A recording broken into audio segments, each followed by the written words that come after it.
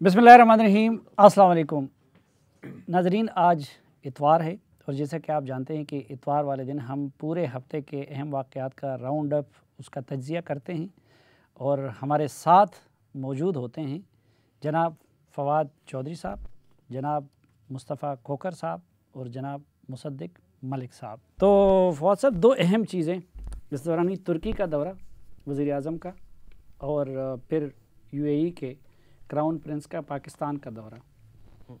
वैसे तो हर दौरा कामयाब होता है, हाँ, लेकिन पे तो यही होता है। आज इसके नतीजे में कुछ मेल मिला जाए तो कामयाब ही है फिर। तो जाहिर है आप तो ये लोगों ने बड़ी मेहनत बताइए से कि इस उससे मौके क्या पे मिला पहुंचाया। तुर्की वाले से और इससे क्या मिला? देखिए, तुर्की जो है ना, वहाँ का जो दौरा था वो कोई इस तरह के उस इकोनॉमिक टर्म्स के लिए, वो आप समझें कि कर्ज़ों के लिए जो था वो नहीं था। कशकोल उसमें ले जाने की ज़रूरत नहीं कशकोल की नहीं, क्योंकि तुर्की का अपना जो एक है वो मामला उस तरह का नहीं है, लेकिन एक पूरा फ्रेमवर्क तय हुआ है, एक पूरा इकोनॉमिक फ्रेमवर्क तय हुआ है। तुर्की की इकॉनमी चाहे मुश्किलात में भी है, लेकिन वो बहुत बड़ी इकॉनमी है।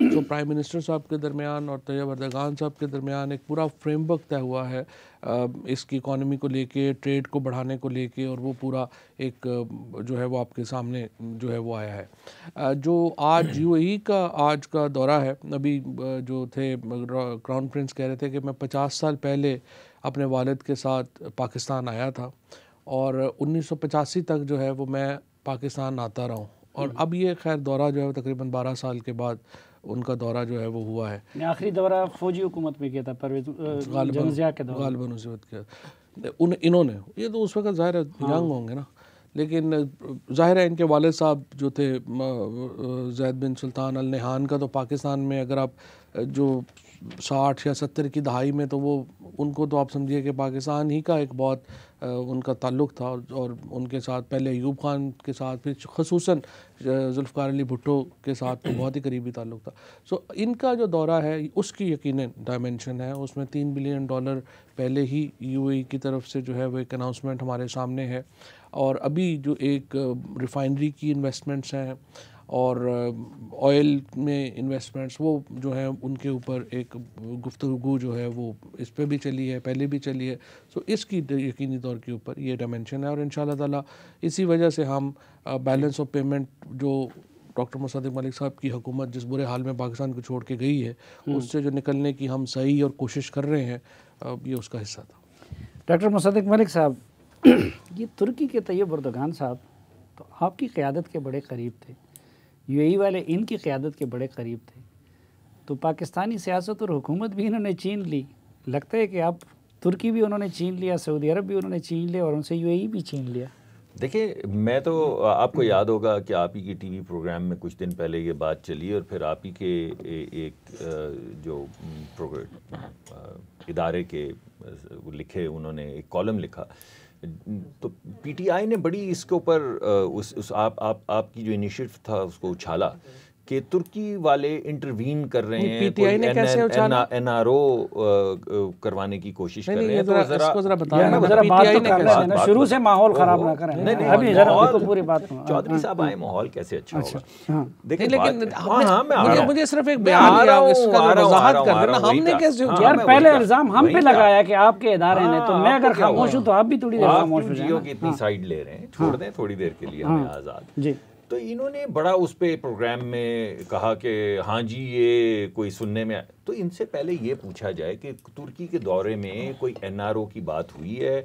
जो इल्ज़ामात लगाए गए कि तुर्की ने, जो हमारा एक ब्रादर दोस्त मुल्क है, इतने बड़े उसके ऊपर इल्ज़ामात लगा दिए कि वो कोई एनआरओ करवा रहा है। तो ये चौधरी साहब हुकूमती तर्जुमान हैं, इनसे पूछा जाए कि तो किसी हुकूमती बंदे ने तो ये बात नहीं की थी ना कि कोई उधर नहीं, वहाँ पे मौजूद थे। हामिद मीर साहब के प्रोग्राम में इनके एक दोस्त मौजूद थे, आप बेशक क्लिप चला के देख लें। तो इनसे पूछना चाहिए कि वो जो इल्ज़ाम चले, आप ही ने अगर इल्ज़ाम लगाया, तो मेरा भाई तो इस वक्त हुकूमत का तर्जुमान है, तो अवाम पे बात क्लियर हो जाए कि ये दौरा जो था ये मुल्कों के दरमियान था। उन्होंने तो पूछा है, तो हम तो पहले कई मरतबा ये यहाँ डिस्कस कर चुके हैं, और आप भी कि यार एनआरओ देने वाले इमरान खान साहब नहीं हो गए तो तुर्की ये तो इमरान खान साहब जा रहे थे ना। आज आप हमारे साथ मिल गए हैं, कभी उनके साथ मिले होते हैं, कभी हमारे हम साथ किसी मिलते के हैं, साथ नहीं फैसला होते यार, कर हम लें जर्नलिस्ट हैं यार। फैसला कर लें। देखिए लेकिन भाई से पूछ तो लेना ऑन द रिकॉर्ड कि वहाँ पे एनआरओ के मुताल्लिक को बात हुई है। देखिए अच्छा, NRO से मुताल्लिक नहीं मेरी आपने बात इनकी आर्गू आपने पूरी पहले कर लें। मैं डॉक्टर साहब से पूछना, आपने तो सवाल ये किया कि ताल्लुकात आपके हैं, ये सलीम साफ़ी साहब ने उनसे सवाल किया, और आप जो है उसमें आपने कहा कि हमने ये बात उछाली, हमने क्या, हमने तो ना ये बात उछाली ना हमने की।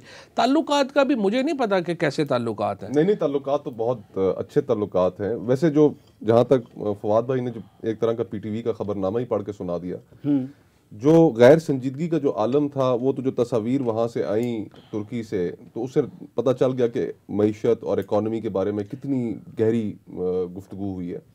वो जो टांगे इधर उधर रखी है, कोई मोबाइल देख रहा है। तो ज़्यादा लोगों का ख्याल यही है कि शायद उस दौरे की नौयत सियासी थी। चीफ जस्टिस साहब पहले भी एक दौरा करके वहाँ पर आए, उसके बाद फिर यहाँ पर जो एक जो जजमेंट थी पाक टर्क स्कूल्स के ख़िलाफ़, वो भी आई।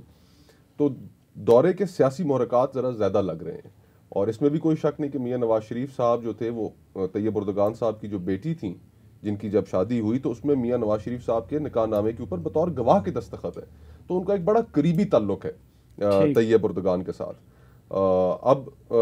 ये अब क्लैरिफाई तो यही कर सकते हैं, और ये कर सकते हैं कि जी कि क्या अब आपके करीबी ताल्लुकात बन गए आपकी लीडरशिप की, उनकी लीडरशिप के। वैसे तो हमें बज़ाहिर देखने में ऐसा लगा कि थोड़ा सा कोल्ड शोल्डर्स, आपने वो तस्वीर देखी जो चल रही हैं, तो ऐसे करके हाथ मिला, कोई इतना को लगा नहीं है कि आप कोल्ड शोल्डर तो लगता है, हर ख्वाहिश पे दम निकले, बहुत निकले मेरे अरमा, फिर भी वो जिस तरह आपने असल में पहले बड़ा रेलेवेंट सवाल किया था और आपने बड़ा सही आपने। अच्छा पहले आप ये डिनाई तो चौधरी साहब ये तो बताएं कि आपसे एनआरओ उन्होंने कहा आपको एनआरओ का या नहीं कहा? ऑन द रिकॉर्ड नहीं कहा, एनआरओ की तो कोई बात नहीं, ना कोई बात तुर्क लीडरशिप के साथ कोई बात उनकी तरफ से या हमारी तरफ से बिल्कुल भी नहीं हुई, ना ही उन्होंने कहा, ना कोई ऐसी बात कोई ऐसी खबर तो नहीं आई आपकी तरफ कि इनकी क़यादत की तरफ से कोई उनको अप्रोच किया गया था कि जी आप हमारे लिए कुछ, वो तो वो बता सकते हैं ना कि वो उन्होंने, आपके पास तो खबरें हर तरफ से आ जाती है ना। नहीं मेरा नहीं, मुझे नहीं आई कोई इस तरह की। अच्छा, इतने एनआरओज दिए गए हैं और इतना जो है ना, कभी एक इस तरफ होता है दूसरी तरफ, हमें हर वक्त किसी न किसी चीज़ में शक नजर। लेकिन एक सवाल है कि पैसे उनसे मिलने नहीं थे, पैसे आप लोगों ने मांगने नहीं थे, फिर कोई हमारा इसी तरह अफगानिस्तान इंडिया जैसा पड़ोसी मुल्क भी नहीं है, तो जब पैसे नहीं मांगने थे तो आपके वज़ीर आज़म फिर गए किस लिए थे? ये बड़ा अच्छा सवाल, ये बड़ा अच्छा सवाल। देखिए इसका सवाल, पहली बात तो यह है कि ये टर्की से हमारे इंतहाई करीबी स्ट्रेटजिक ताल्लुकात है। स्ट्रेटजिक ताल्लुकात क्या है? IS अफ़गानिस्तान में भी है, IS का आपको मालूम है कि तुर्की का एक वहाँ पर भी एक बहुत बड़ा कंसर्न है। सो जो एक हमारी जो एक बड़ी तस्वीर में तुर्की का बहुत ही अहम हिस्सा, इस वक्त आपको वैसे भी मालूम है कि सऊदी अरेबिया के और तुर्की के किस किस्म के ताल्लुकात जो हैं वो चल रहे हैं। फिर एक ब्लॉक जो है वो UAE सऊदी अरेबिया वो चल रहा है, तुर्की कतर जो तुर्क चल रहा है।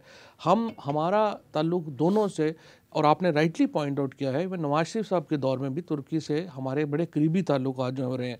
एक्सपो वगैरह में आपने पाकिस्तान ने तुर्की का साथ दिया अगर था। आईएस का मसला है, दाइश वगैरह का, फिर जनरल कमर जावेद बाजवा जाते, DJ ISI जाते, वो भी गए नहीं, वो भी दाइश वगैरह के नहीं, वो भी गए दाइश वगैरह के साथ, दाइश वगैरह के साथ जुल्फी बुखारी का क्या काम? नहीं, वहाँ पे हमारी जो उसके बाद जो स्टेटमेंट आई है, अगर आप पढ़ लेते तो आपको पता चल जाता कि बाकियों का क्या काम था। बाकियों का काम ये था कि एक जो हमने फैसला ये किया है कि इसको हम जो ट्रेड हब है उसको बनाएंगे, और तुर्की और पाकिस्तान के दरमियान एक जो अगली मिनिस्ट्रियल मीटिंग है उसमें पाकिस्तान और तुर्की जो है वो एक बड़ा ट्रेड एग्रीमेंट साइन करने जा रहे हैं। मुआशी पहलू भी है, स्ट्रेटजिक पहलू भी है, मुआशी पहलू भी है। और पाकिस्तान इस वक्त अच्छा ये बताइए कि जो मुआशी पहलू का आप जिक्र कर रहे हैं, उन्होंने कारके के हवाले से एहतजाज किया आपके साथ कि जो माजी में उनकी एक कंपनी को, माजी में उनका काफ़ी एहतजाज रहा है, लेकिन जो यहाँ की सुप्रीम कोर्ट और इफ्तिखार चौधरी साहब ने उस वक्त गलत फैसला दिया, और उस गलत फैसले के नतीजे, ये बड़ी इंपॉर्टेंट बात है, उस गलत फैसले के नतीजे में पाकिस्तान को इंटरनेशनल ट्रिब्यूनल में $700 मिलियन का जुर्माना हुआ। और राजा परवेज अशरफ साहब जो उस वक्त इंक्लूड किए गए उस केस के अंदर, गलत इंक्लूड किए गए, वो बैनुल अक़वामी अदालत ने उसके खिलाफ फैसला दिया, वो दिया, उस फैसला दिया। तो वो इफ्तिखार चौधरी ने हमें कई ऐसे केसेस में फंसाया है, और अनफॉर्चुनेटली अब जब आप आगे जाएंगे आप देखिएगा रेकोडेक में हम जो है हमारा सवाल जो बड़ा उठा है वो सवाल ये साफी साहब एक बड़ा सवाल बहुत बिलियंस ऑफ डॉलर्स की आर्बिट्रेशन है। एक सवाल मैं माफी चाहता हूँ अगर आप इजाजत दें, एक सवाल जो बार बार उठता है वो ये है कि ये एक तो नेगेटिव इन्फ्लुएंस करता है हमारे रिलेशनशिप्स को। कारके के हवाले से हमने ये बात की, जब इस तरह के फैसले होते हैं, हम फैसले की बात कर रहे हैं, उस फैसले के बाद अगर हमें $800 मिलियन का जुर्माना अप्रोप्रिएट किया जाता है या रिकोडिक के मुतालिक कहा जा रहा है कि कई बिलियन 4-5 बिलियन डॉलर तक का हो चुका है सिर्फ क्वांटम डैमेज तय होना, इसका जिम्मेदार कौन है? यानी हमारी अदालतें बैनुल के फैसले जो हैं वो बैनुल अक़वामी फैसलों के फेस के ऊपर क्यों फ्लाई कर रहे हैं? आखिर हमारे सारे पढ़े लिखे लोग हैं, हम बैनुल अक़वामी कवानीन को समझते हैं, तो ऐसा क्यों हो रहा है कि हम फैसला करते हैं बैनुल अक़वामी सतह पे, हमें हमारे ताल्लुकात भी मसलन तुर्की से एक स्ट्रेस तो आता है ना जब वो कहते हैं कि आप हमारी कंपनियों को स्ट्रेसफुल और फिर उसके बाद अब सरकारी हम एक तरफ से तो 1-1 बिलियन इकट्ठा करते फिर रहे हैं, ठीक, जिसको आप किशकोल कह रहे थे, हम तो उसको नहीं समझते किशकोल, लेकिन आप उसको किशकोल कह रहे हैं। दूसरी तरफ एक ही स्ट्राइक के अंदर हमें 700, 800, 900 मिलियन डॉलर का जुर्माना हो जाता है, तो हम कैसे, ये किसकी रिस्पांसिबिलिटी? अच्छा नहीं, और फिर इस चीज़ को जरा मैं थोड़ा सा और आगे बढ़ाना चाहता हूँ। अब बिल्कुल आपने बात सही की, हम नॉन सीरियस लिटिगेशन में चले जाते हैं विदाउट रियलाइजिंग, क्योंकि थोड़ा सा चूँकि मुस्तफ़ा का और मेरा तो चूँकि लीगल बैकग्राउंड है, आपको फाइनेंशियल बैकग्राउंड है, आप अच्छी तरह हम समझते हैं दुनिया में अभी मसलन हमने पीसीबी ने केस कर दिया इंडिया की क्रिकेट एसोसिएशन के ऊपर, वहाँ पर फिर हमें $15 मिलियन जो है वो जुर्माना हो गया। सो मुझे ये लगता है नैब को भी जुर्माना हुआ है। हाँ, नैब की भी मैंने देखा है कि उन्होंने जो है वो पढ़ा। तो ये अभी आपका जो नैब कर रहा है और ये जो बैरिस्टर शहजाद साहब को जिस के लिए आपने लोग रखा हुआ है, तो ये नई एक मुसीबतें तो नहीं बन जाएंगी? मुझे तो नहीं लगता कि आप लोग बाहर से एक टक्का भी पाकिस्तान ले आएंगे। हो सकता है ऐसा ही हो सकता है ना ला सकें, लेकिन हो सकता है ला सकें, और कई जगहों के ऊपर आए भी हैं, और इसका एक प्रोसेस है, इसमें हमें जो है वो डेफिनेटली जाना है। देखिए, प्रॉब्लम अपोजिशन का और गवर्नमेंट का इस वक्त एक प्रॉब्लम चल रहा है। प्रॉब्लम ये चल रहा है फ्रैंकली कि हम इस अकाउंटेबिलिटी प्रोसेस को हमने आगे बढ़ाना है, और हमने इसलिए आगे बढ़ाना है कि हमें वोट इस बात के ऊपर मिला है, और हम ये वादा करके आए हैं लोगों से कि हम ये अकाउंटेबिलिटी ड्राइव को आगे बढ़ाएंगे। अब ये पीपल्स पार्टी और PMLN की लीडरशिप इसमें आती है, और ज़ाहिर उनकी हुकूमतें रही हैं, उनके बहुत बड़े स्कैंडल्स हैं जो कि हमारे सामने हैं, उनके ऊपर जब अब हाथ डालते हैं तो उससे एक तलखी भी पैदा होती है। नहीं तो अब तो आपको यकीन आ गया ना कि अब आपकी हुकूमत है, यानी आपके वज़ीर-ए-आज़म को यकीन आ गया, तो आप लोग कोई इनिशिएटिव ले लेना, कोई कानून ऐसा बनाने के लिए जिस पे सबका इत्तेफाक हो। यकीनी तौर के ऊपर नैब लॉ जो है उसमें कमियां हैं, और जब अगर इसकी मुझे इस वक्त तक मेरा ख्याल है कि 7 मीटिंग्स जो हैं वो हो चुकी हैं, उन्होंने हमारे लॉ मिनिस्टर फ़रूक नसीम साहब में और PMLN और पीपल्स पार्टी की लीडरशिप में, और एक जो ड्राफ्ट इसके ऊपर जो है नैब की जो अमेंडमेंट है उसके ऊपर बनने जा रहा है। अच्छा मुस्तफ़ा भाई, एक तो फवाद चौधरी साहब भी माजी में UAE के साथ और सऊदी अरब के साथ हमारे ताल्लुकात और मामलात पे शदीद मोतरज़ होते थे, शिकार पे भी बड़ा तनकीद करते थे। ख़ुद प्राइम मिनिस्टर साहब जो थे वो भी माजी में बड़े इसके, और ख़ुसूसन जो इनकी क़यादत के कुछ ज़ाती ताल्लुकात होते थे आपकी क़यादत के UAE के साथ थे। अभी जिस तरह इनकी क़यादत ने सऊदी अरब के बाद अब UAE के साथ ताल्लुकात बेहतर बनाए, फिर आज जिस तरह प्राइम मिनिस्टर साहब ने ख़ुद एयरपोर्ट जाके उनको वेलकम किया, उनकी गाड़ी ड्राइव की, फिर वज़ीर-ए-आज़म हाउस U-टर्न लिया गया, उनके लिए वज़ीर-ए-आज़म हाउस को दोबारा ये वज़ीर-ए-आज़म हाउस बना दिया गया, ये प्रोटोकॉल, ये गर्मजोशी, आप समझते हैं ये मस्बत तब्दीली है इनके यहाँ? देखिए, UAE और अरब ममालिक से मुतालिक जो इनका अप्रोच बदला है। देखिए, UAE और अरब ममालिक के साथ ताल्लुकात हमारे माजी में बहुत अच्छे रहे, आगे अच्छे हमारे रहने भी चाहिए, लेकिन इस सारे सिलसिले में हमें जो चीज़ मद्देनज़र रखनी चाहिए कि इस वक्त मशरिक़ वस्ता में, मिडिल ईस्ट में एक बहुत बहुत बड़े बड़े कॉन्फ्लिक्ट्स चल रहे हैं, और उन कॉन्फ्लिक्ट्स के अंदर ईरान ने और GCC ने, सऊदी अरब भी GCC में शामिल है, इन्होंने बड़ी वाज़िया पोजीशन इख्तियार कर रखी है। अब इस सिलसिले में पार्लियामेंट की एक रेजोल्यूशन मौजूद है, और उस रेजोल्यूशन के तहत पार्लियामेंट ने जो उसके ऊपर अपनी राय दी वो यही दी कि आप इस कॉन्फ्लिक्ट के अंदर डायरेक्टली पार्टिसिपेट कतन ना करें, और बल्कि आपकी कोशिश ये होनी चाहिए कि इनके दरमियान जो ताल्लुकात हैं उन ताल्लुकात को किसी तरीके से बेहतरी की तरफ लेके जाएं। मुझे अभी ये जो नज़र आ रहा है कि पाकिस्तान से काफ़ी खफगी का इजहार किया, ऑन रिकॉर्ड खफगी का इजहार किया जब पिछली हुकूमत थी मुस्लिम लीग नून की। शायद उनकी वो तवक्कुआत जो मियां नवाज शरीफ साहब से थी वो उस तरीके से पूरी नहीं हो सकी जो वो चाहते थे जिस तरीके से पूरी हो। पाकिस्तान बड़ा एक खुल के सामने आए उनकी सपोर्ट में और अपनी फ़ौजें भेजे और इस तरह के जो मामला थे। और अभी उनसे हमारी इकनॉमिक पोजीशन इतनी बेहतर नहीं है और हम उनसे अब कर्जा भी ले रहे हैं, दोनों ममालिक से, यूएई से भी हमने लिया और सऊदी अरब से भी लिया। तो वो हमारी जो फॉरेन पॉलिसी की वो जो स्पेस थी कि जिस स्पेस में हम एज ए न्यूट्रल ऑब्जर्वर देखे जा सकते थे या हमारी न्यूट्रलिटी थी कि हम ईरान से भी बात कर सकते थे, वो थोड़ी सी कॉम्प्रोमाइज़ ज़रूर हुई है। नहीं, क्या अभी हुकूमत ने तो उस सिलसिले में कोई कमिटमेंट नहीं किया? कमिटमेंट तो नहीं की होगी, लेकिन आप देखें, मेरा ज़ाती ख्याल है, मेरा ये ख्याल है, मैं इसको खुशाइंद समझता हूँ। मैं समझता हूँ ये जो दौरे हैं ये खुशाइंद हैं और इनसे जब आप अपने किसी हमसाया मुल्क से, अपने किसी दोस्त मुल्क से, मुसलमान मुल्क से ताल्लुकात बढ़ाते हैं तो इसका मतलब ये नहीं होता कि किसी और मुल्क से आप ताल्लुकात ख़राब कर रहे हैं। यानी आप यूएई और सऊदी अरब के साथ जो कुर्बत है, आना जाना है, आप इसको मुस्लिम लीग नून के तर्जुमान किसी खुशाइंद? मैं इसको खुशाइंद समझता हूँ। मैं समझता हूँ कि हमारे ताल्लुकात अच्छे होने चाहिए और मैं समझता हूँ उसके बाद हमें ईरान से भी इसी तरह की एफर्ट करनी चाहिए। इट इज़ नॉट ईदर और। हम फॉरेन पॉलिसी चला रहे हैं, हमारी फॉरेन पॉलिसी के अंदर यूरोप भी है, अमेरिका भी है, मशरिक़ वस्ता भी है, ईरान भी है, हमारा नेबरहुड भी है। तो हमें कॉम्प्रिहेंसिव पॉलिसी लेकर आगे चलना है। हर दौरे को इस नज़र से देखना कि ये दौरे का मतलब है इनसे ताल्लुकात ख़राब हो गए, ये नहीं है। इस दौरे का सिर्फ ये मकसद है कि यूएई से और सऊदी अरेबिया से और तुर्की से हमारे ताल्लुकात बेहतर। लेकिन एक बात मैं करना चाहूँगा, मैं ज़रा ये तो मेरी बड़ा क्लियर मौक़िफ़ है कि ये अच्छी चीज़ें और करनी चाहिए। मगर पहले जो खान साहब कह रहे थे वो यू टर्न के हवाले से कि मैं तो दौरे नहीं करूँगा, बिलखसूस अब इस दौरे से क्या हासिल हुआ, वो खान साहब को ऐसी गुफ्तगू नहीं करनी चाहिए तुर्की वाले में। वो मुल्क किसी भी दौरे के हवाले से देखें ना, जब आप मुल्क के सरबराह हैं तो आपको पता होना चाहिए कि आपको ये दौरे करने होंगे, आपको मुल्क से बाहर जाना होगा, आपको ऐसे बयानात नहीं देने चाहिए। आपने कहा कि मैं तो सरकारी फ्लाइट्स पे, ये जो PIA की फ्लाइट्स हैं उन पे जाऊँगा, अपना जेट लेके कभी नहीं जाऊँगा। अभी आज तो वज़ीर-ए-आज़म हाउस इस्तेमाल हुआ है, मैं वो उधर ही आ रहा हूँ। और मगर ना सिर्फ ये बल्कि आपके जो फॉरेन मिनिस्टर हैं वो जेट लेके घूम रहे हैं। यानी पहले आप कहते हैं कि हम जाएंगे PIA की फ़्लाइट्स पे, हम प्रोटोकॉल नहीं लेंगे। आप वो 100 दिन का जिस दिन एलामिया था उस दिन आप लाहौर देखते, 5 घंटे लाहौर बंद रहा है, तो वो प्रोटोकॉल नहीं था। तो क्या मजाक में बात की थी, आप क्यों सीरियस ले रहे? नहीं, मैं भी सीरियस नहीं, इनकी बातों पे किसी बात पे मैं सीरियस नहीं होता। मैं तो आपके प्रोग्राम की इज्जत बढ़ाने के लिए सारी गुफ्तगू कर रहा हूं। आप जरा पहली बात तो यह है कि एक तो सिंबलिज्म वाला पार्ट है और दूसरा ये गाड़ी चलाना। मैं माफ़ी चाहता हूँ, एक बात और देखें, अगर आप वाकई ये समझते हैं कि आपको एक बिलखसूस हुकूमत का जो प्रोटोकॉल होता है, जिस तरह आप हमें कहते रहे हैं कि भाई आप ज़ाती ताल्लुकात बनाते हैं, आप गाड़ी ड्राइवर बन के चला रहे हैं, ये ज़ाती ताल्लुकात नहीं है।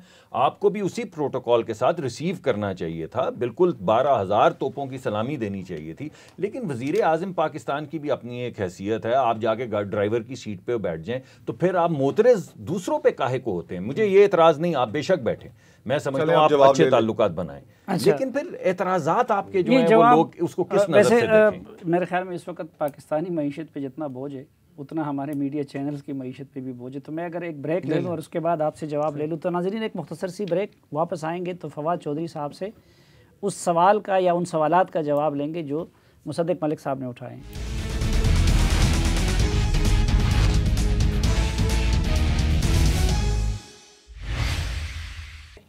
उन्होंने खुशाइंद करार दिया था, लेकिन कह रहे थे कि आखिर वज़ीर आज़म में ड्राइवर बनना थोड़ा सा मुसद्दिक मलिक साहब जो उनका सेकंड पार्ट है उसको सेकंड पार्ट में आऊँगा। फर्स्ट पार्ट में जो उन्होंने बात की डॉक्टर साहब ने, और बड़ा सही उन्होंने बात की कि तमाम हमारी एक मुल्क की खारजा पॉलिसी है और उसको आगे बढ़ाना एक खुश आइंद है।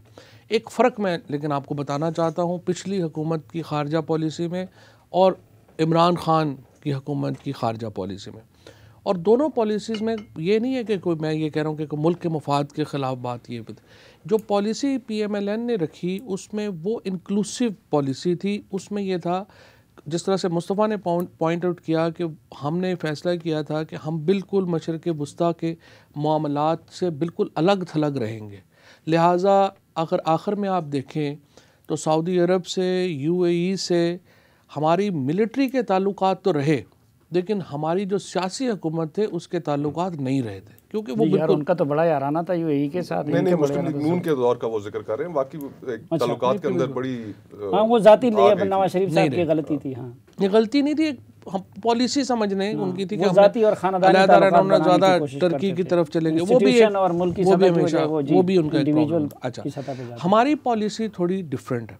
हम ये कहते हैं कि नहीं, हमने एक रोल अदा करना है और पाकिस्तान का एक रोल है, और हम मुस्लिम उम्मा के अहम तरीन ममालिक में से एक हैं। अगर अहम तरीन नहीं है तो वैसे तो हम अहम तरीन भी हैं। उसके लिए हम क्या ऑफ़र करते हैं मशरिक़ वस्ता में? हम मशरिक़ वस्ता में जो तलखियाँ हैं और जो बड़ी तलखियाँ हैं वो फ्रैंकली ईरान और सऊदी अरेबिया के दरमियान है, वो कतर और सऊदी अरेबिया के दरमियान है, वो तुर्की और जो सऊदी अरेबियन ब्लॉक है उसके दरमियान है। हम इन तलखियों को कम करना चाहते हैं, क्योंकि हमारा मानना ये है कि जो अगर मुस्लिम उम्मा का या OIC का रोल बढ़ेगा, पाकिस्तान का रोल बढ़ेगा, तो ये फ़ायदा होगा। नहीं, लेकिन फवाद इन सब ममालिक के आपकी क़यादत और आपकी पार्टी पॉलिसियों के साथ भी एक तनाव और तलखी रही थी। आप लोग UAE और सऊदी अरब के साथ हमारी डीलिंग पे मुतरस थे। इसी तरह तुर्की के वज़ीर आज़म यही तैयब एर्दोगान जब आए थे, मैं सवाल आपको याद होगा यहाँ पे मैं जो सवाल बुनियादी जो मुल्क से मुताल्लिक़ है, क्या आप हुकूमत पाकिस्तान के तर्जुमान की हैसियत से ये कैटेगोरिकली कहते हैं कि ये जो इनायतें हैं, जो मेहरबानी है उनकी तरफ से, इसके बदले में हम कोई डिफेंस के या स्ट्रेटेजिक लेवल पे इंडल्ज तो नहीं हो रहे UAE के साथ या सऊदी अरब के साथ किसी तीसरे मुल्क के ख़िलाफ़? 100% नहीं हो रहे, क्योंकि अगर आप मेरी पहला स्टेटमेंट सुने तो मैंने दोबारा मैं रीइटरेट करना चाहूँगा। हमने ये कहा है कि तलखियाँ कम करनी है। अगर हम पार्टनर बन जाएंगे तो हम तो ये किरदार अदा ही नहीं कर सकते। लिहाजा चाहे यमन हो, चाहे बाकी मामलात हों, उसमें हमने एक पॉजिटिव रोल अदा किया है और उसका फ़ायदा भी हुआ है। यमन में ट्रूस हुआ है, दोनों में सीज़ फायर हुआ है, पाबंदियाँ जो हटी हैं उसमें हमारी कोशिशों से हुआ है, हमारी भी कोशिशों से हुआ, सिर्फ एक हमारी कोशिश से नहीं हुआ। लेकिन एक बात मैं दोबारा भी आपको ये कहूँ, अच्छा दोबारा ये वैसे हम किसी कौम भी हंस रही होगी और बात याद आई तो हंसे आपकी बात में। मुझे पता है प्रॉब्लम ये है कि मैं आपको बताता हूँ, आप लोग अक्सर जो है ना, वही बात आप मुकम्मल करने में यार आप प्लीज़ उनको बात यह है कि मुझे पता है कि आप लोग पाकिस्तान को समझते हैं कि ऐसा ही एक मुल्क है, और पिछली दफ़ा भी मैंने आपको कहा था, अभी बार बार आप यूज़ करते हैं वर्ड कशकोल लेके चले गए या करेंगे। कोई मुल्क ये मेहरबानियाँ नहीं करता। जिस तरह से आपका ना, आपका भी जो इश्यूज़ है ना, जो आप अपने आप को इतना अंडरमाइन करते हैं, ये आपका है थोड़ा सा प्रॉब्लम। ये कशकोल का लफ्ज़ पिछले 5 सालों में आपके और खान साहब के ज़बानी इतना मैंने सुन लिया कि मेरे बस ज़हन पे सवाल हो गया। वो तो डिपेंड करता है ना कि किस तरीके से आप जा रहे हैं, आप दे क्या रहे हैं। जब आप दे कुछ नहीं रहे हैं, आपकी इम्पोर्टेंस है वो रिकग्नाइज करते हैं, और वो रिकग्नाइज करके आपको आप उनके एसेट्स, और ये जो पैसे भी दे रहे हैं ये भी याद रखिएगा। एक सीरियस सवाल, नहीं ये एक मिनट ज़रा सुन लेना पूरी बात। ये जो पैसे भी दे रहे हैं, ये पैसे उनको इस पर प्रॉफिट मिलने हैं। ये नहीं है कि ये पैसे वहाँ पे हमें उन्होंने दे देना है और उसके बाद वो भूल जाना है। सो कोई ऐसा कशकोल या ऐसे पाकिस्तान को अंडरमाइन करने वाली बात, ये लोन है, एक मिनट जरा, मैंने डॉक्टर साहब ने बड़ी बातें की है ना, वो उसके ऊपर भी मैंने अभी जवाब देना। मुझे जरा पूरी बात मैं डॉक्टर साहब की बात से मुतालिक, देखिए ये कह रहे हैं कि चलो जो कुछ है खुशाइंदे, तो क्या ये बेहतर ना होता कि आज उनका जो इस्तकबालिया था उसमें आप इनकी लीडरशिप के बाकी पार्टियों की लीडरशिप को भी बुला लेते। इन चीज़ों को हम सियासी तफरीक से बालातर क्यों नहीं कर लेते? सऊदी अरब, UAE और इस तरह के ममालिक के साथ ताल्लुक। फॉरेन पॉलिसी कमेटी जो आएगी उसमें अपने कंसेंसस क्रिएट करें।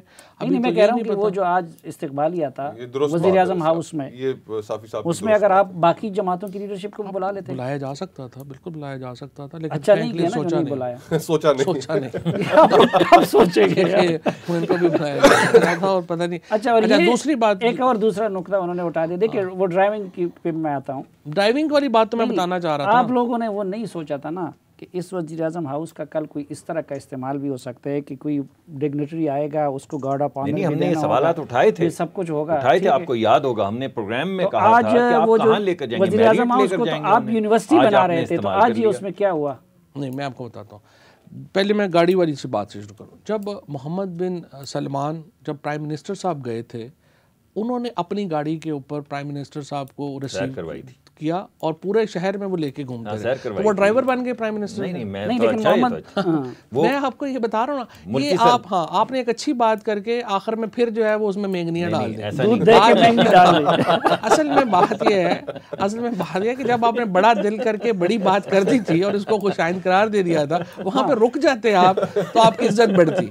लेकिन चूंकि PMLN में रवाज नहीं है अपनी इज्जत बरकरार रखने का, और आपने वही हरकत की दोबारा, सो इससे कोई इज्जत नहीं करती। इससे जो ताल्लुकात हैं वो बेहतर होते हैं, एक इस्तेहकाम, एक तासुर लगता है, एक पर्सनल टच आता है उसमें। कोई प्राइम मिनिस्टर उसमें जो है वो ये ड्राइवर मुस्तफा नहीं का है। कोई हक एक है, मिनट पीपल्स पार्टी का कोई हक है इसमें? नहीं तो जरा उनको भी बात करने दो। उनको लुक्स के लिए बुलाया हुआ है आज। वो जरूरत से ज्यादा, मतलब- ये पीपल्स पार्टी कुछ जरूरत से ज्यादा शरीफ नहीं जरा है। एक बात मैं इजाजत कर है। लेंगे। देखिए बात देखिए मैंने आपको बताया उनको लुक्स और के जो लिए आपने कहा इनको भी आज के खाने में वहां पे बुला लेते तो क्या जेल से फिर प्रोडक्शन ऑर्डर करवाते? क्योंकि वो किसी और पे तो एतबार नहीं करते। या तो हो डॉक्टर मुसद्दिक मलिक को वो नॉमिनेट कर दें या फलाने को नॉमिनेट, वहां पे वो लीडर ऑफ अपोजिशन उनका छोटा मेरी भाई बात होगा तो- तो यार, बनेगा। अच्छा, बात तो नहीं सुन नहीं ले एक यार। Minute, peoples party, Punjab assembly में बेटा होगा तो लीडर ऑफ अपोजिशन बनेगा, तीसरे किसी बंदे पे तो पीपल्स एतबार नहीं पार्टी करते। और PTI में, ये मुस्लिम लीग नून में PTI के बरक्स उनकी टॉप लीडरशिप के अलावा भी बहुत सारे लीडर हैं। तो ये तो इधर सिर्फ वन ना नॉमिनेट कोई नहीं होता उनमें। अच्छा आपने बुलाया, आप बुलाते अब मैं एक सर वो इजाजत और उनकी है- लीडरशिप तो बाहर है, चलें। उनकी लीडरशिप तो बाहर है। और UAE के साथ तो देखिए, जरदारी साबिर साहब और भाई, बिलावल साहब के अच्छे थे। जो असल हमारे लिए प्रॉब्लम है, जिसके ऊपर अभी तक हमारी बहस में कहीं फोकस नहीं हुआ, वो ये पाकिस्तान की फाइनेंशियल कंडीशन इस वक्त बहुत खतरनाक है। आज फिंच की जो रेटिंग्स आई हैं उसके अंदर उन्होंने एक और बात की, उसके ऊपर इदारिये भी लिखे गए हैं आज कुछ अंग्रेजी अखबारात में, और उसमें यह कहा गया है कि पाकिस्तान के अंदर जो पॉलिटिकल क्राइसिस है वो बढ़ता चला जा रहा है। और ये पहली दफा किसी इदारे ने इसको तहरीर किया है, एक इंटरनेशनल रिप्यूट के इदारे ने, कि एक कम बर्तरी वाली हुकूमत किस तरीके से इस पॉलिटिकली पोलराइज्ड मुल्क की इकोनॉमी को चला सकेगी। इस वक्त आम आदमी के लिए जो सूरत हाल है वो बहुत मुश्किल हो चुकी है। जो गैस IMF से अभी तक कोई क्लैरिटी नहीं है। और मैं एक और इंटरेस्टिंग चीज़ आपको बताता चलूँ, ये शायद फवाद भाई के इल्म में भी हो, जो अवाम की जो इसके अंदर इस वक्त जो गम गुस्से की हालत है, इनके जो वजीर ख़जाना है वो कराची में सिंध क्लब में वहाँ पर कोई बॉल था और वहाँ पर मौजूद थे किसी दावत में।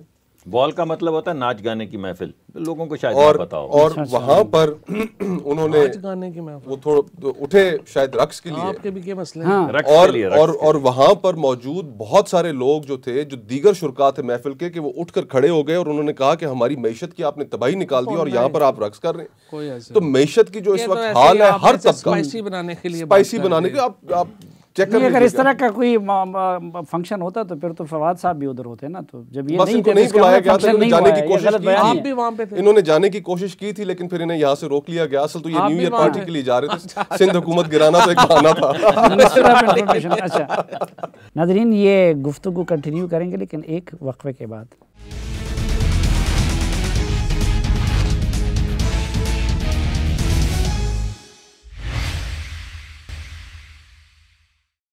एक बार फिर खुशामदीद आपको जिरगे में। फवाद चौधरी साहब, मुस्तफ़ा कोकर साहब, मुसद्दिक मलिक साहब हमारे साथ हैं। इस हफ्ते के अहम वाक़यात पर डिस्कशन हो रही।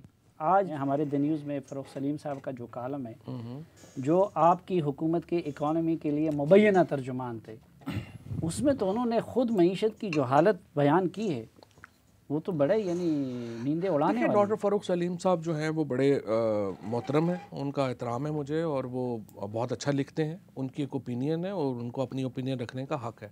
पहली बात तो ये है कि इकॉनमी के ऊपर फ़रूख सलीम साहब अपनी राय दें, आप अपनी राय दें, लेकिन ये PMLN और पीपल्स पार्टी भी इकॉनमी के ऊपर बोले और ये भी हमें लेक्चर दें, तो फिर तो अल्लाह ही जो है वो करता है। ये पहले उसकी फ़रूख वजह सलीम ये साहब है- वाला मामला तय कर लें। उसकी फिर वजह मेरे ये पास है- आइएगा। साहब तर्जुमान थे कि नहीं थे? मैंने पूरी इस पे डिटेल जो है वो बात पहले भी कर दी थी। वो आपकी डिटेल बात डिनाई हो चुकी है ना। क्या? मसलन आपने कहा था कि उसका वो नहीं, तर्जुमान नोटिफाई नहीं हुए थे। वो उन्होंने कह दिया कि भाई मैं तो अब 24 दिसंबर को भी मीटिंग में बैठा था तर्जुमान होके। मीटिंग में तो लोग और बाकायदा ये काबीना आप की लोगों ने बैठक- वज़ीर आज़म को ऐसे ही काबीना बना की दिया महफिल में- है। अब अलल तलले में लोग आ जाते हैं वो तर्जुमानों की मीटिंग में, एक बंदा नोटिफाई नहीं कैसे तर्जुमानों बैठेगा? की मीटिंग में नोटिफाई नहीं, नहीं है। काबीना के मैं इजलास आपको में बताऊं, बैठते रहे रोजाना हैं। जो है नहीं, एक भी काबीना की मीटिंग में अच्छा। नहीं बैठा। सवाल ही पैदा नहीं होता। नहीं, लेकिन मईशत से रिलेटेड जो मीटिंग्स थी उनमें वो बैठे, ICC की मीटिंग्स में नहीं बैठे, तर्जुमानों की मीटिंग में बैठे हैं। नहीं, मैं आपको बताता हूँ, तर्जुमानों की मीटिंग में बैठे आप दोनों जो बात कर रहे हैं वो गलत है। सलीम साफ़ी साहब जो बात कर रहे हैं वो दुरुस्त है। हमारी अब तर्जुमानों की मीटिंग क्या होती है? तर्जुमानों की मीटिंग ये होती है कि 37, 38, 40 प्रोग्राम होते हैं रोज़ाना टेलीविज़न के ऊपर। सो एक आप जिस तरह से मुझे आप लोगों ने और आप लोगों ने भी अपनी एक लिस्ट मेंटेन की होगी जो आपकी तरफ से टेलीविज़न के ऊपर लोग जाते हैं, वो हमारी भी एक लिस्ट है जिसमें वो तमाम लोग जो टेलीविज़न पे जाते हैं और हमारे नुक्ता नज़र को सपोर्ट करते हैं उनको हम जो है वो अपना स्पोक्स पर्सन गर्दानते हैं। एक वॉलंटरी एक पोजीशन है जो ऑफिशियल पोजीशन है तर्जुमान की।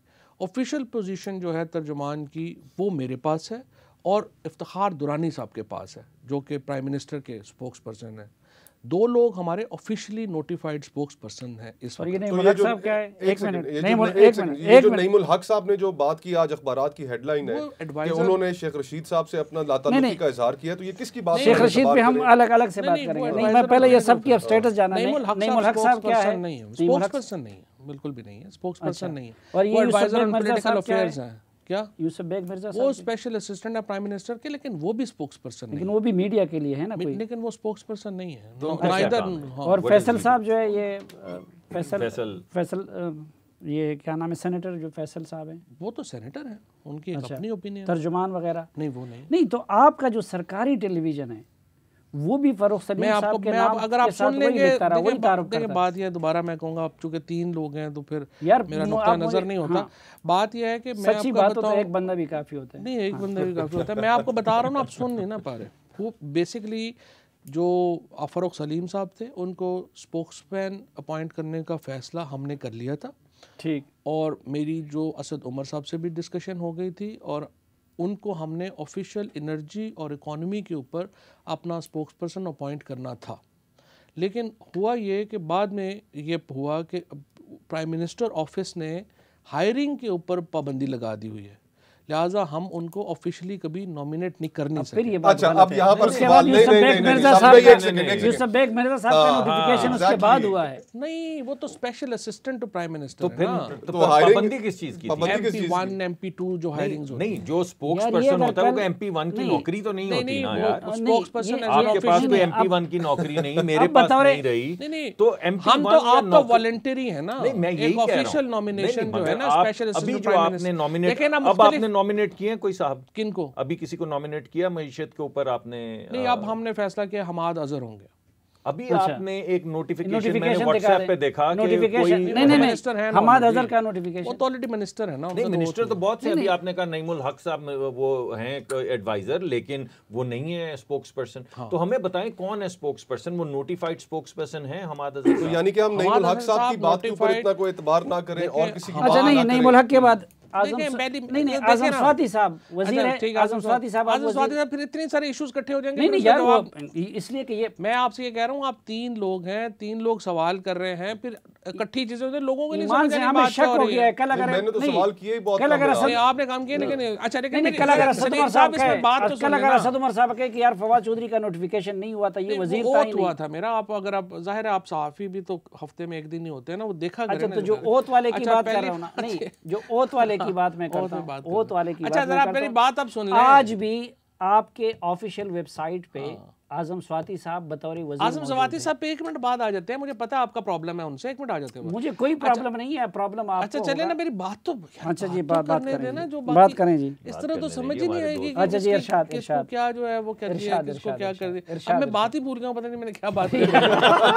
फरूख सलीम साहब पे आप बात कर रहे हैं, पता नहीं कितनी नोटिफिकेशन कर रहे हैं। नाज़रीन, ये एक मैं सिर्फ एक लाइन के बाद जगह देखिए, एक ऑफिशियल पोजीशन है जो मैं बात करूंगा। मिसाल के तौर के ऊपर आप जिरगा में एक ओपिनियन दे रहे हैं, ये जिरगा में आप ओपिनियन दे रहे हैं, आपकी एक ऑफिशियल पोजीशन है।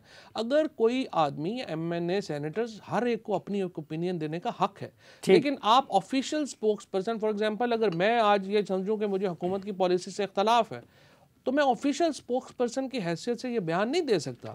मुझे पहले सलीम रिजाइन साहब का तो करना कहा कि पड़ेगा। फैसला हो गया था, अच्छा, आपने कहा नहीं, मैंने ये, कहा, लेकिन और वो नहीं हो सकते। बाकायदा टीवी के ऊपर आके अपने अच्छा, आप अब को मुझे एक और कहते एक रहे, और उन्होंने seduce खुद भी करवाते कभी नहीं रहे। कहा, अच्छा, to be fair लोगों with ने him। मुझे अब एक PTV ने लोगों ने कहा, कहा to be fair with him, उन्होंने खुद भी आके क्लैरिफाई किया कि मैंने खुद को कभी नहीं कहा, ऐसे ही आपने मुझे इम्पोज कर पहले दिया। अच्छा, अब हमें तो और आप तो चूंकि इतने फारग हैं आप लोग कि शायद Khaqan Abbasi former prime minister had press conference हाँ ऑन दैट। बिल्कुल, देखिए नहीं, उस नहीं, प्रेस देखिए, कॉन्फ्रेंस की वो मामला बड़ी है ही अहम, इतना वो serious। नहीं, वो बड़ी अहम हमारे प्रेस कॉन्फ्रेंस है, हुकूमत उसकी का वजह कोई ये serious है नहीं है। आपको आपने फहद हुसैन का वो क्लिप देखा है जिसमें उसने कहा इसकी हुकूमत के 3 फेजेस गुजरे हैं। पहला था सेल्फी फेज, हर वजीर को यकीन नहीं आया कि मैं वजीर बन गया हूं तो वो सेल्फियां खिंचवाता रहा। दूसरा था पकड़ लो पकड़ लो पकड़ लो इन सबको पकड़ धकड़ कर लो, कोई ना बच के जाए, चले वो भी फेज चलता रहा। अब आया अभी कि चल उनकी रहा है करिए वो फेज, तो, वो तो अच्छा। चल रहा है। अब क्या करें? ये पकड़ शायद पकड़ वाला था- इस गलत फहमी में ना रहिएगा कि खत्म हो नहीं, गया। मगर अच्छा। जो अब क्या करें वाला फेज है जिसकी निशानदही फारूक सलीम अभी साहब तो ने ये की शुरू है। है। अच्छा। नहीं मगर देखिए अब क्या करें, आपकी 6% से गिर के 6% ओ भाई, ये किसकी वजह से हुई है? आ गई। मिफ्ता कह रहे हैं सागडार की वजह से हुई है, सागडार कह रहे हैं मिफ्ता मिफ्ता ने इस्माइल की कभी वजह ऐसा से नहीं हो रहा कहा। है। अच्छा, मिफ्ता अब ने मेरा कभी ऐसा एक नहीं दूसरे कहा। को blame हमारा कर और रहे हैं। कौम लेकिन मैं नहीं, एक डॉक्टर सीरियस साहब। गुफ्तगू कैसे करूंगा, मैं बात करना चाहता हूं मईशत पे जो फारूक सलीम डॉक्टर साहब ने बात के उठाई बाद साहब, है, अब- जो अब वजीर एक आज़म मसला ने। बन गया ना डॉक्टर साहब, अब ये कि हमारे लिए और आवाम के लिए एक मसला बन गया। आपको याद हो तो पिछले प्रोग्राम में और उससे पिछले प्रोग्राम में आपने कई इस चीज़ को केश किया था कि देखिए हमारे वज़ीर ने गलती की, आज़म स्वाति साहब को हमने फ़ारिग कर दिया, फ़लाँ कर दिया। हमने नहीं किया, वो खुद ही चले गए। अच्छा, वो खुद ही चले गए। तो मुझे ये बताएं कि उसका इस्तीफ़ा मंजूर हुआ है? अगर हुआ है तो आज आपके ऑफिशियल वेबसाइट पे वो बतौर वज़ीर हो क्यों सकता है मौजूद? अपडेट नहीं हो सकता अपडेट नहीं उसका मंजूर हुआ है, इस्तीफा इस्तीफा ये मंजूर नहीं, ये तो आप मेरी जो ऑफिशियल इत्तला है वो तो यही है स्पोक्सपर्सन कि है। मेरी इत्तला यही है कि मैंने चेक नहीं किया, वैसे वो नहीं, हो आप गया लोगों होगा। से अब हम कुछ भी तवक्को कर सकते हैं कि शायद वो दरपर्दा खान साहब ने उनसे कहा कि आप बतौर वज़ीर काम करते रहे, बाहर देखिए ना, आप इंफॉर्मेशन मिनिस्टर, आप हमें बताएं कि उनका वो वजीर हैं या उनका इस्तीफा मंजूर हो गया? नहीं है।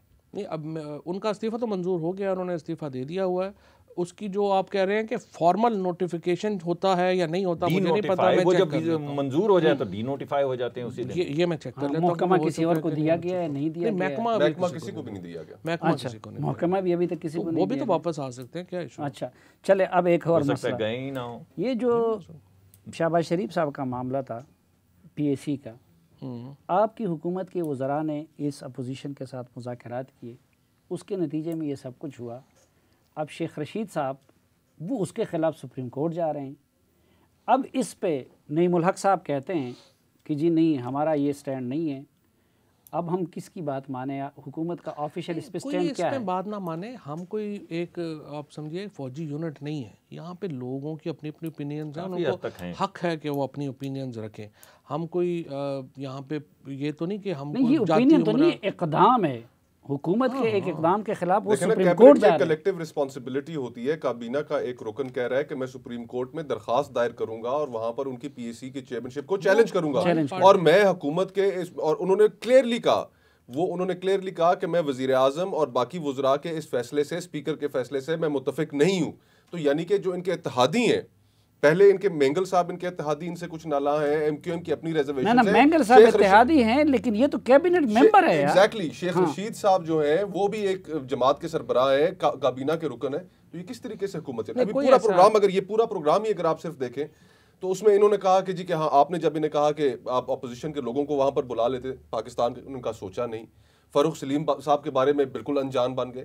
तो इनकी सारी हुकूमत जो चल रही है उसके अंदर कोई इनकी डायरेक्शन नहीं है। सही बात है, अगर है सही बात है, आप सही बात है। अब यहाँ पे फिर आगे क्या जवाब दें इंसान? सही बात है। नहीं, मैं जरा इस पे जरा बात कर जी, रहा हूँ, बिकॉज इतना सोच समझ के तो वाकई सिंध हुकूमत जिस तरह चल रही है, जितनी सोच समझ के उतनी तो कोई हुकूमत जिसको और गिराने नहीं की चल आपने एक सकती। नाकाम कोशिश की और फिर जा भी नहीं अभी सके। तो कोशिश ही नहीं की। अभी तो कोशिश देखिए, नहीं की। अभी तो आगे देखिए। तो जाते फिर अपना अभी दौरा जरा- आपने क्यों अभी- कैंसिल अभी किया? जरा इरादा हमें- है? अभी वो हमें- न्यू ईयर इरादा के लिए है? किसके अभी लिए हमें था? कुछ दिन नहीं, दे नहीं, दें। इरादा है किसको? सिंध गिराने हुकूमत को अपने गिराने, बोझ के नीचे गिरेगी, हमने गिरा के क्या कतन नहीं गिरे। लेकिन वो आपके एक गवर्नर और राज लगाने का। लेकिन आपके एक और काबीना के वजीर ने मैं थोड़ा 2 ये दिन शेख प्रेस रशीद पे कॉन्फ्रेंस बात करना करके चाह रहा कहा था। कि हम इस हुकूमत को गिराएंगे। ये नहीं कहा वोट ऑफ नो कॉन्फिडेंस लाएंगे। अच्छा, मुझे इन दोनों पे, उन्होंने कहा शेख कि रशीद हम वाले इसको मामले पे, गिराएंगे। सिंध हुकूमत पे हुकूमत पाकिस्तान के तर्जुमान की हैसियत से ऑफिशियल मौक़िफ़ दे दे कि हुकूमत का मौक़िफ़ लाएअमल क्या है? देखिए, हुकूमत ने तो एक नॉमिनेट कर दिया पब्लिक अकाउंट्स कमेटी का चेयरमैन, और हमारी पीटीआई के तमाम लोगों ने उनको वोट दिया।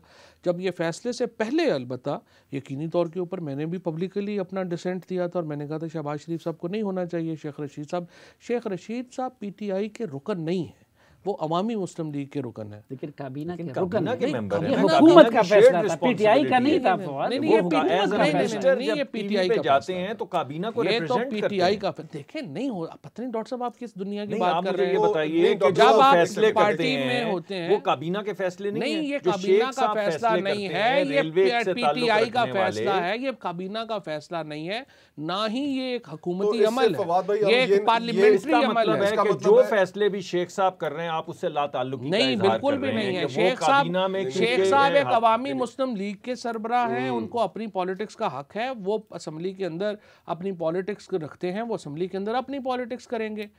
जो तो इसका जो मतलब तो जो ये हुआ काबीना कि है, इत्तेहादियों के इसका साथ मतलब इनके ये है, ताल्लुकात जो है आप वो लोग बिगड़ते जो चले है, जा इसका रहे हैं। मतलब ये है कि आप तो कंफ्यूज हैं कि आपको भी ये भी नहीं नहीं, समझ आप आ रही कि एक अच्छा, जब वो सुप्रीम पार्लियामेंट्री में- पॉलिटिक्स देखिए, क्या है और हमें- कैबिनेट डिसीजंस नहीं, क्या हमें है। ये समझ जब वो आई सुप्रीम कि कोर्ट काबीना जाएंगे, के फैसलों की नहीं, एक मिनट, जिम्मेदारी जब वो तो सुप्रीम- जाती तौर पे जाएंगे नहीं, ना। जब वो सुप्रीम कोर्ट जाएंगे अगर जाएंगे तो तो जाती उधर तौर पे हुकूमत जाएंगे। और अटॉर्नी जनरल क्या मौक़िफ़ लेंगे उसके जवाब में?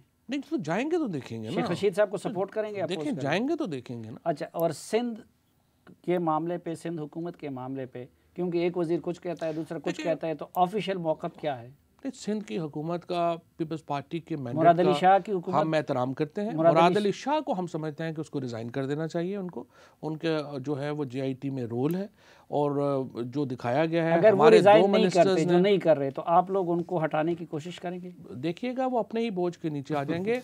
अभी तो आप पीपल्स और पार्टी ये के अंदर, गुफ्तगू, एक सेकंड, मगर एक पीपल्स सेकंड, इसका पार्टी जवाब के सुन लें। पीपल्स पार्टी ये के अंदर गुफ्तगू जितने आप लोग हमसे डिसेंट उस कर दिन रहे हैं, कीजिएगा जिस दिन आप महमूद खान वो तो साहब का मुस्तफा इस्तीफा ले नवाज आएंगे, खोखर साहब बात जिस नहीं दिन कर आप- रहे हैं। जिस दिन आप अलीम खान साहब का ले आएंगे, जिस दिन आप आपके बाकी दो लोगों ने जो दिए, कैबिनेट के बाबर अंदर अवान ने, मौजूद आजम हैं, सवाती ने जो दिया, कैबिनेट उसके के ऊपर तो अंदर बात मौजूद नहीं और करते। वज़ीर आज़म स्वाति खुद- का नाम फिर ले लिया आज़म आपने, ने क्या? आपने फिर ले लिया फिर ले लिया दिया तो स्वाति का ना, नाम। इस्तीफा तो दे दिया ना। तो सेनेट के किधर है फ्लोर वो पे यार? है या नहीं? यार वो तो आप बात कर रहे हैं ना, वो पता यार नहीं उधर उस पे कोई मौजूद है, प्रोसेस आपके मुकम्मल वेबसाइट हुआ पे या मौजूद नहीं है। हुआ, देखिए, वेबसाइट ये पे खुद ही सामने नाम होगा। लेते हैं, फिर जब हम सवाल वो नहीं, उठाते वो तो हैं हो गया। तो- दूसरी देखिए, बात इस यह है वक्त- कि इन इस दोनों वक्त ने इनकी- रिजाइन इनकी- कर दिया, इनकी कोशिश क्या है? जिस जिसके इनकी ऊपर कोशिश- फॉर्मलाइज हमारा हुए खत्म हुआ है। चार्जेस लेकिन उन्होंने जो है वो वक्त कर हमारा दिया। खत्म हुआ है इनकी जी। कोशिश ये थी कि JIT की रिपोर्ट को बहाना बनाकर सिंध हुकूमत के ऊपर एक हमला किया जाए, उसमें ये आप पूरी तरह वैसे ही नाकाम फारग हो हुए। जाएंगे, हमने इनके क्या हमला वज़रा कर ऑन दिया। रिकॉर्ड ये बयानात देते अपने रहे कि बोझ हमारे साथ तले गिर इतने लोग जाएंगे आप। राब्ते में, इतने लोग राब्ते में, और जिस वक्त हकीकत खुली कोई शख्स राब्ते में नहीं था, कोई शख्स सामने नहीं लेकर आ सके। अच्छा, और ये जो अनडेमोक्रेटिक चीजें करते जा रहे हैं, देखिए इस वक्त साफी भाई मुल्क के अंदर पॉलिटिकल टेम्परेचर जो है वो बहुत ऊपर जा चुका है। अच्छा, मेरे साथ भी प्रोड्यूसर करप्शन नहीं, करप्शन कार्ड ये खेल खेल के इन्होंने पॉलिटिकल टेम्परेचर ऊपर कर दिया है। आपको सफर आज कर रहा है छोड़ आम दे आदमी। तो टेम्परेचर नीचे आ नहीं, नहीं, जाएगा। अच्छा, मेरे सफर साथ कर रहा है नहीं, कॉमन छोड़ना मैन। हमने मेरे- नहीं है। उस कॉमन मैन की बात करें, उस कॉमन मैन कॉमन मैन ही कह रहा है कि आइन चोरों को पकड़ो। वो वादे आप पूरे कॉमन करें, मैन ही कह रहा है उसको चोरों को रिलीफ पकड़ो। ला कर दे, मैं भी ये मैशत कह रहा हूं बेहतर करें, कि उसकी गुर्बत जिंदगी पे में आपने बेहतरी आज कॉमन लाए। मैन ही जो कह रहा बातें है आपने जो की हैं, जो उनके चोर ऊपर जो आप पकड़े बिजली जाएंगे का तो बोझ है बेहतरी उस पे होगी। आपने बात और नहीं नहीं, की, ठीक नहीं। गैस का बोझ कर पे बात लेंगे। नहीं किस की। पे बात कर किस लेंगे? पे बात चलो करेंगे? अगले प्रोग्राम वो में जो उस देखते पे हैं। करनी चाहिए बात, इस पे बात करनी पूरा चाहिए। प्रोग्राम अच्छा। होना चाहिए कि अब मैं क्या करूं, हुकूमत में तो आ गया हूं, लोगों ने मुझे ये बड़ी मुश्किल से ये और एक दिलाया आम है आदमी कि के मैं जो हुकूमत मसाइल में हैं ठीक, उन हूं। पे बात उन पे करें। बात अगले करें। प्रोग्राम में गुफ्तगू गुर्बत पे एक बात आम करेंगे। आदमी का ये भी गुफ्तगू मसला करके है कि घर चोरों को जा रहे पकड़ा हैं। जाए। वक्त हमारा ख़त्म है। बहुत शुक्रिया फवाद चौधरी साहब, मुस्तफ़ा नवाज़ खोखर साहब और डॉक्टर मुसद्दिक मलिक साहब, बहुत शुक्रिया आप सबका। नाज़रीन, प्रोग्राम से मुतालिक अपनी राय से आगाह करते रहिए। सलीम साफ़ी और जरगा की प्रोडक्शन टीम को इजाज़त दीजिए। अल्लाह हाफ़िज़।